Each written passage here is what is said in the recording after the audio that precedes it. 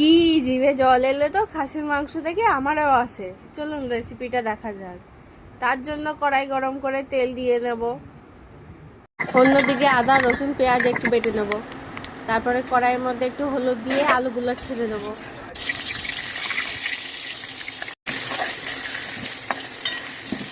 আলুগুলো ভাজা ভাজা হয়ে গেলে এবার আমরা আলুগুলোকে তুলে নেব।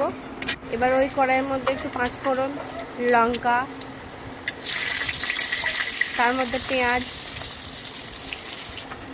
দিয়ে ভালো করে নেড়ে দেবো। নাড়ার পর আমরা কিছু টমেটো অ্যাড করবো ওর মধ্যে।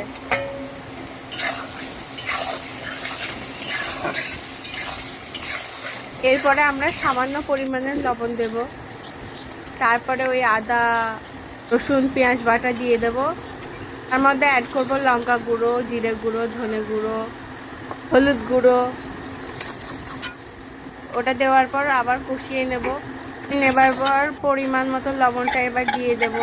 তারপরে থেকে কুকারে 4টে সিটি মেরে মাংসটাকে সিদ্ধ করে রেখেছিলাম, এবার সেই মাংসটাকে দিয়ে দেবো এর মধ্যে।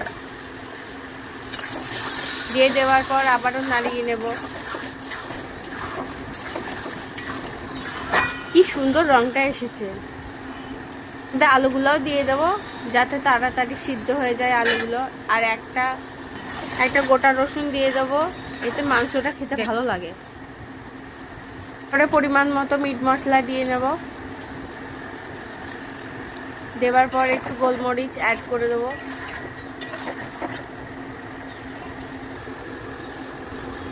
রংটা কত সুন্দর লাগছে।